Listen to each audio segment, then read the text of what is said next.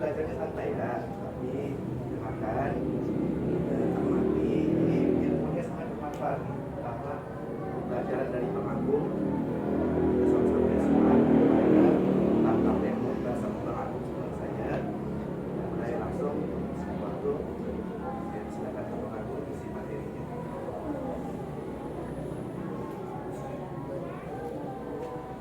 Baik, Assalamualaikum warahmatullahi wabarakatuh.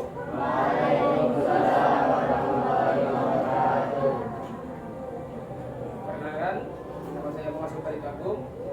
Saya mahasiswa YIN Pontianak, Prodi Psikologi Islam, semester 5, angkatan 2020. Nah, berdirinya saya di sini ingin memberikan sebatas tentang ilmu yang bertema tentang pentingnya kerohanian dalam kesehatan mental.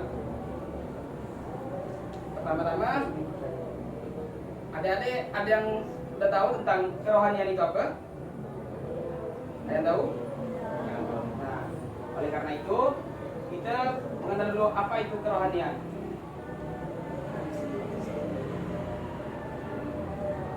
Apa itu kerohanian? Kerohanian itu atau spiritualitas merupakan segala kondisi pada pikiran manusia yang berkaitan dengan peran jiwa sebagai esensi bagi kehidupan.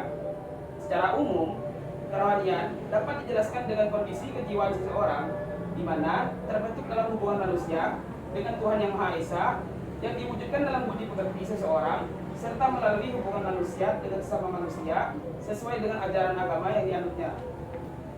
Nah, itu pengertian dari kerohanian berdasarkan umum. Selanjutnya, untuk berdasarkan kerohanian dalam pandangan Islam. Dalam pandangan Islam, kerohanian merupakan perwujudan dari seseorang yang meyakini dasar dari ajaran Islam, yaitu rukun Islam. Rukun Islam itu sendiri berisi tentang 5 perkara. 1, menjalankan doa saja. Yang kedua, yang ketiga, yang keempat, yang kelima, nah, dari 5 perkara dari rukun Islam ini, ada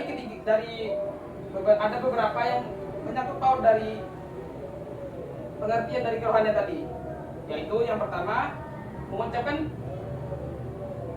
2 kalimat syahadat, yaitu seseorang yang meyakini ajaran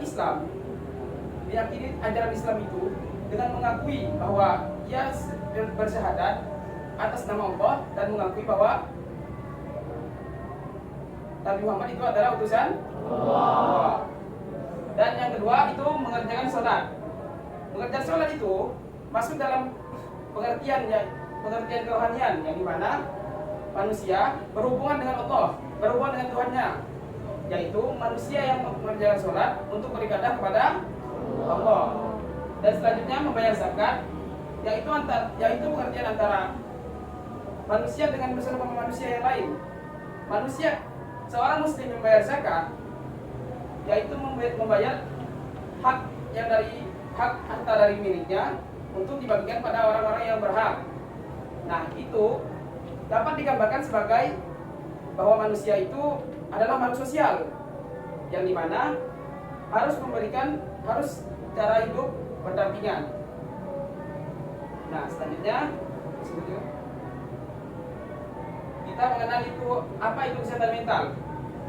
Kesehatan mental merupakan kondisi di mana individu memiliki kesejahteraan yang tampak dari dirinya yang mampu menjadi potensinya dari kondisinya sendiri, memiliki kemampuan untuk mengatasi ketekanan hidup normal pada berbagai situasi dalam kehidupan, mampu bekerja secara produktif dan menghasilkan, serta memberikan kontribusi pada lingkungan sekitarnya. Nah, di sini kesehatan mental itu adalah seseorang yang sehat akan jiwanya, bisa mengenali tentang dirinya sendiri, potensinya itu kayak apa, mengenali diri sendiri itu kayak apa, tahu bakatnya, tahu dirinya itu seperti apa, introvert atau extrovert. Nah, itu salah satunya. Memiliki kemampuan untuk mengatasi tekanan hidup normal, yaitu bisa mengontrol dirinya, seperti kayak saat dia depresi bisa mengatur dirinya, mengontrol emosinya. Nah, itu salah satunya. Selanjutnya mampu bekerja secara produktif dan menghasilkan, yaitu dia mengetahui bahwa dirinya itu mampu menghasilkan sesuatu yang menghasilkan untuk dirinya sendiri. Dan selanjutnya mampu memberikan kontribusi pada lingkungan sekitarnya, yaitu dengan adanya dirinya dia bisa menghidupkan suasana atau lingkungan sekitar dirinya. Nah, selanjutnya, pada kesimpulannya, hubungan kerohanian dan kesehatan mental adalah salah satu faktor yang mempengaruhi kesehatan mental.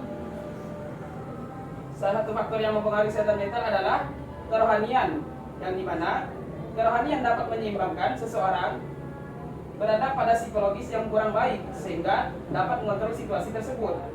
Jadi, kerohanian itu penting bagi seseorang, di mana agar ia dapat mengontrol psikologi pada dirinya. Contohnya, saat abang misalnya kan sedang stres, nah itu kan lagi stres, galau gitu kan, itu pusing terus, galau, nggak bisa mikir apa-apa, berenung, ya tak tentu gitu kan. Nah, itu dengan adanya rohani itu, dia percaya bahwa waktu itu terus berjalan dan pasti ada perubahan dalam hidupnya. Tidak mungkin bahwa abang harus begitu terus, masa mau galau terus gitu kan? Kan tak enak dilihat orang gitu kan. Nah, jadi kerohanian itu ada untuk pada diri sendiri, karena untuk menyeimbangkan kondisi-kondisi seperti tersebut. Bukan berarti kita tidak boleh stres, tapi ada batas waktunya, tidak boleh sampai terlewat batas, karena dapat menyebabkan gangguan pada gangguan pada jiwanya, bisa gila juga. Salah satunya itu. Contoh lagi, saat abang lagi depresi, misal lagi ngelamar kerja, di situ udah terima depresi di rumah, galau terus-terusan gitu kan, nggak ada nak nyari kerja lain, gara-gara ditolak pekerjaan. Nah, itu bisa menyebabkan gangguan jiwa juga pada abang gitu, kalau tidak mempunyai kerohanian, karena tidak bisa menyeimbangkan psikologisnya. Sehingga dengan adanya kerohanian dalam diri kita dapat menyeimbangkan di saat kita berada di posisi psikologis kita yang kurang baik, sehingga menyebabkan kita dapat mengontrol psikologis kita. Nah, cuman itu yang dapat abang sampaikan. Mungkin kalau ada yang ingin bertanya, bisa dilanjutkan nanti setelah materinya Bang Radennya. Sekian dari abang. Assalamualaikum warahmatullahi wabarakatuh. Waalaikumsalam warahmatullahi wabarakatuh. Oke, alhamdulillah penjelasan dari Bang Sultan tentang kerohanian terhadap kesehatan mental. Nah, sekarang gantian abang nih yang ngasih pelajaran untuk adik-adik semua. Bang.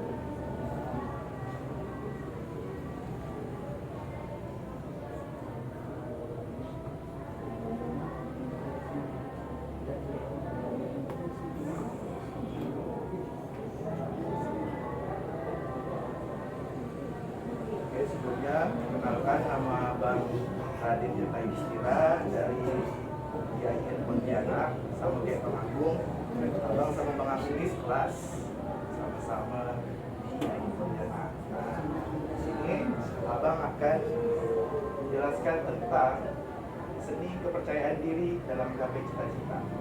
Nah, maksudnya apa? Seni, kan adik-adik tahu kan seni itu apa? Ada seni lukis, seni apa lagi? Pahat, seni musik, kan? Abang tak mau jelaskan itu, tapi abang pengen jelaskan seni kepercayaan diri dalam menggapai cita-cita. Jadi maksudnya apa? Seni itu kan sesuatu yang dibuat sesama manusia yang indah, yang bisa mempengaruhi perasaan orang. Jadi kalau digabungkan dengan percaya diri itu kan kayak iman kan, percaya gitu. Jadi bagaimana cara kita bentuk suatu metode atau cara biar kita tuh makin percaya sama diri kita sendiri terhadap cita-cita kita nanti. Nah, terus gimana nih caranya agar cita-cita tercapai? Ini tanya, lanjut.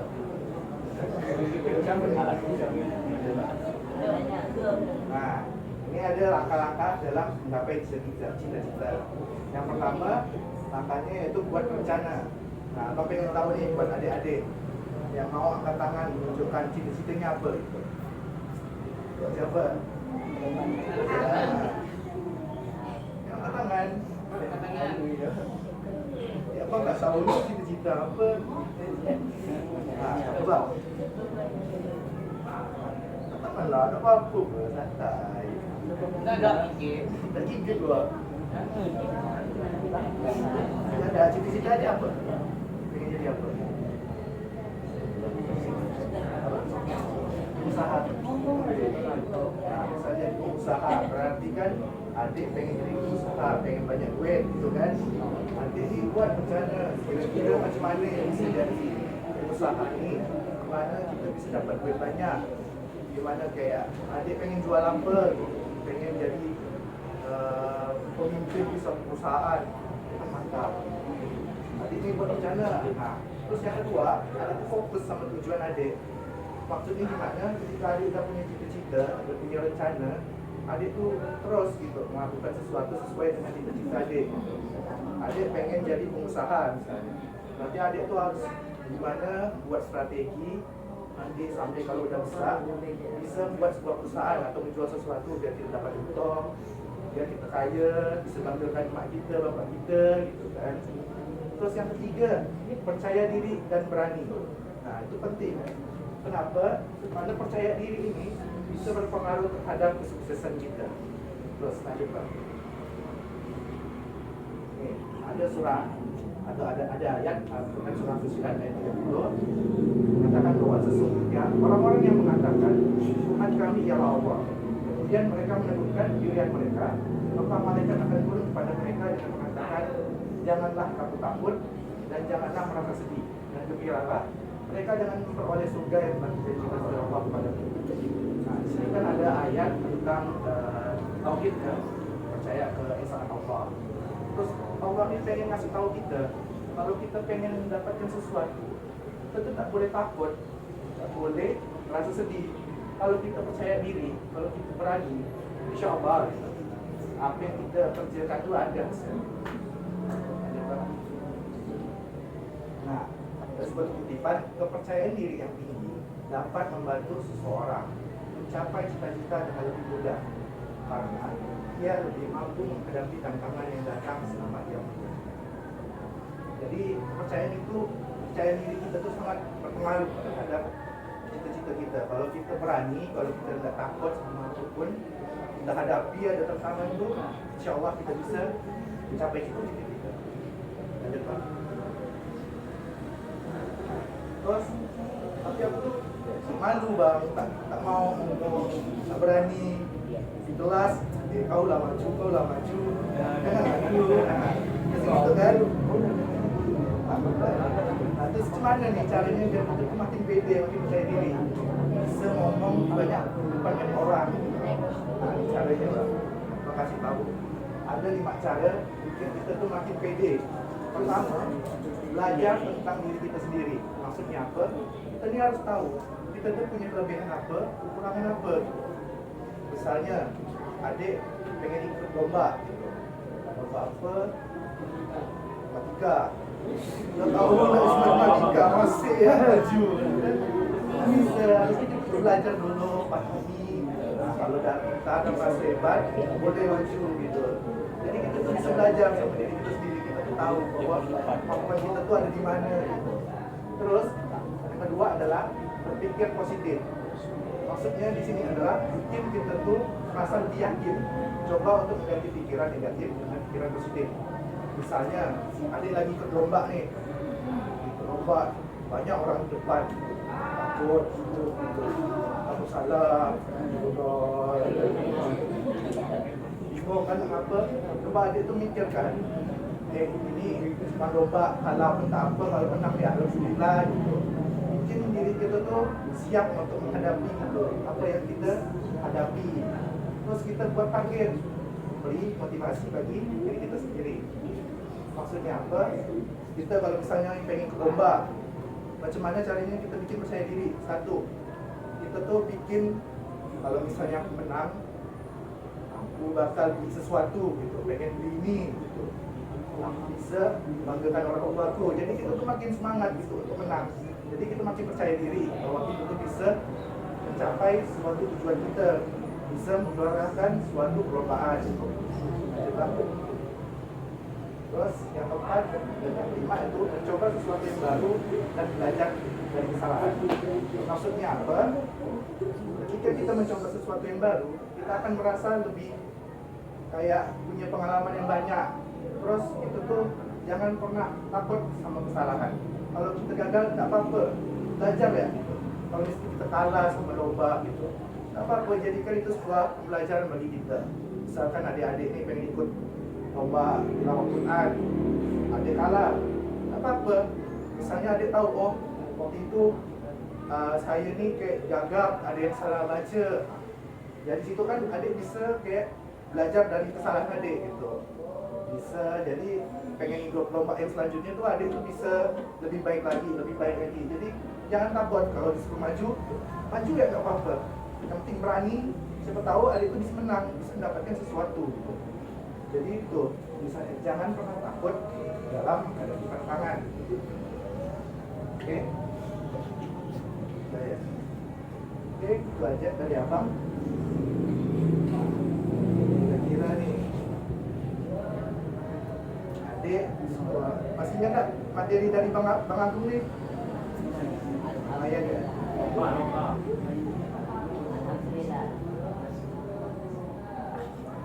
Ingat gak?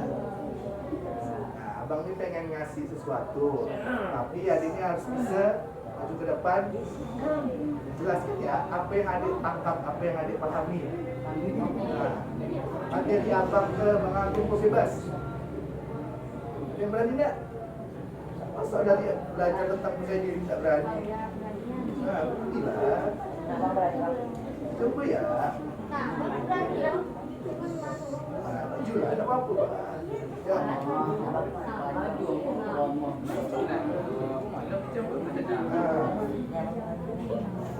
Yakin ni nak bawa ni?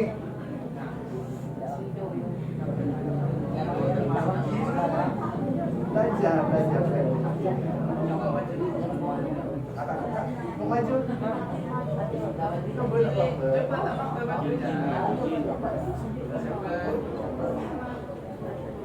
Sebutkan nama, cita-citanya apa. Atau enggak? Jelaskan sebentar materi tentang apa. Bebas, maju ya. Maju nih. Majulah. Coba lagi, dah maju. Coba aja dulu. Yalah kalau gitu, yang maju pertama dapat hadiah. Nah.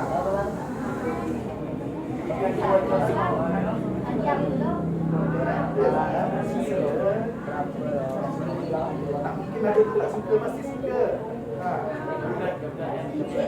Pasti suka lah.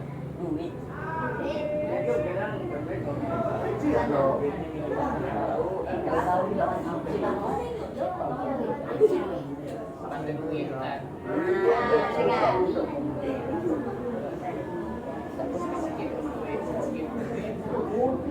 maju depannya nih, kenalkan namanya siapa, pengen jadi apa gitu.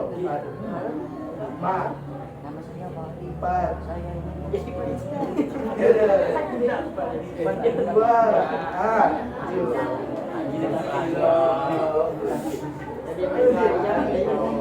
saya diri. Iya.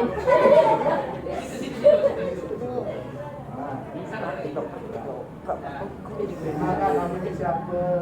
Assalamualaikum warahmatullahi wabarakatuh. Nama saya Andra Juliansyah. Cita-cita saya menjadi pengusaha terkenal. Apa pula jadi cita-cita terkenal tu? Maksudnya itu kayak bisa menjual barang-barang yang bisa kenal gitu seluruh dunia. Pesawat. Kaya nanti ni. Kita doakan bersama supaya dia tu bisa jadi orang kaya. Amin. Praktik kawan-kawan yang makan.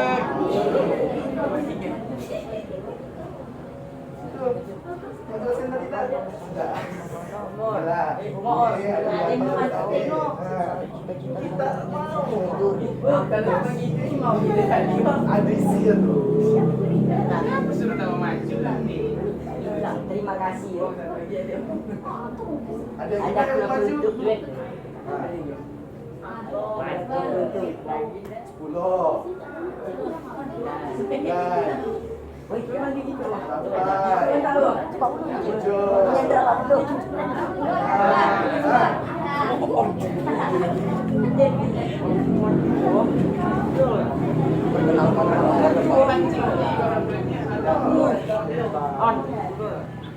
Nama saya Muhammad Juliansyah.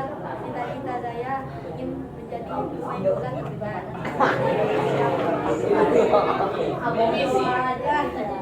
Siapa pemain favorit ni? Messi. Mampe.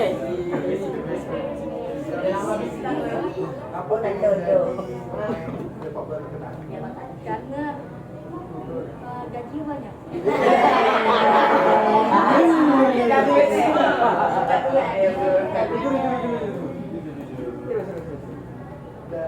Dah senang kita ada lagi. Cari kawan satu, suruh maju depan. Pari. Dah. Nah, miskin. Ada gini maju. Cita-cita saya. Jangan ngomong. Kawan-kawan. Sama-sama kita doakan semuanya tercapai. Maju. Tuan lagi yo. Tuan mah. Cip-cip baru bikin sekarang. Udah ada memang. Bukan cip-cip nama, bikin sekarang. Nah, kecil lah. Kan tangan ni pun maju. Gatal lah. Baru nak diomongkan harus pendek. Kalau mau sukses, Sukses lah. belajar fisik, belajar dari sekarang. Ada bersama aku ada.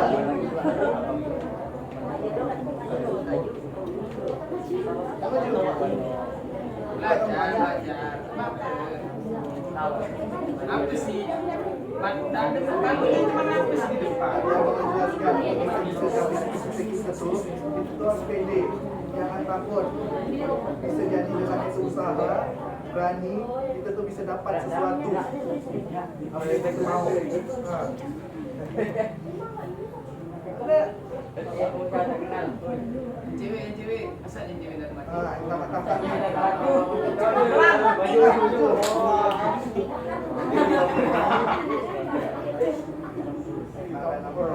Assalamualaikum warahmatullahi wabarakatuh. Amin. Assalamualaikum warahmatullahi wabarakatuh.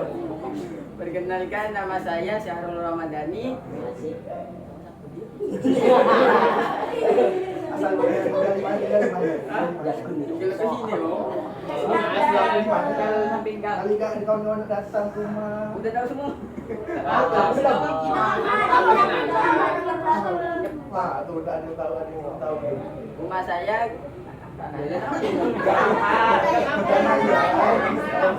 Rumah saya Gang Amhar nomor 1 Cita-cita saya pengen jadi tentara.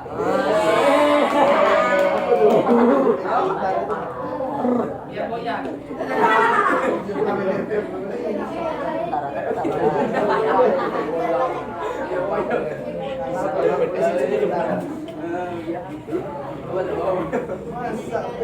Yang bisa tembak. Biar ada pangkat ya, gitu bagi pangkat ya. Biar ganteng ya. Banyak yang gua lah, kan wah.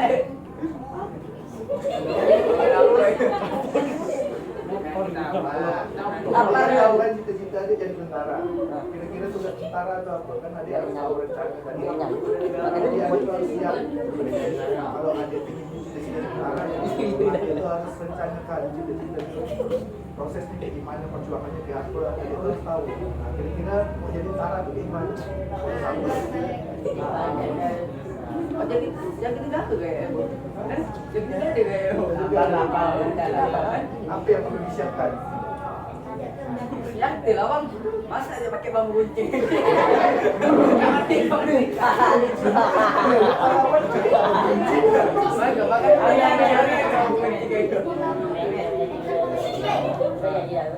Oke, cukup ya. Terima kasih buat abang siapa tadi? Bang Arul. Ini dia berabang berani. Ada lagi bang. Pelajaran buat kita semua. Kesempatan tuh nggak datang 2 kali, tapi kesempatan itu bisa datang dari orang-orang yang pengen berjuang terus tanpa memikirkan hasilnya. Jadi, adik tuh harus bisa berjuang terus tanpa memikirkan sebuah hasil yang terjadi. Keberuntungan tuh bisa datang ke adik semua. Iya bang.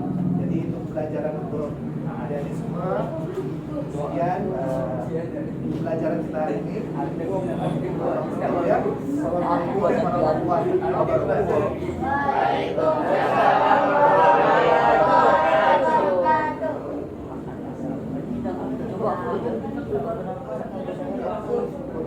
Sebelum kita keluar kita foto loh.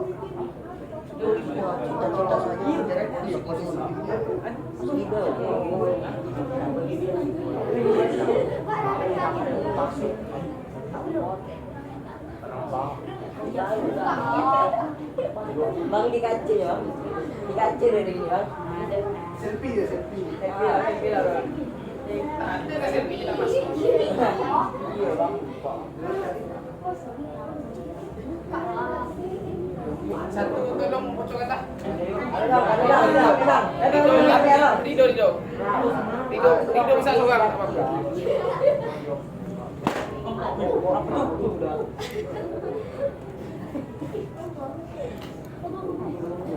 Situ.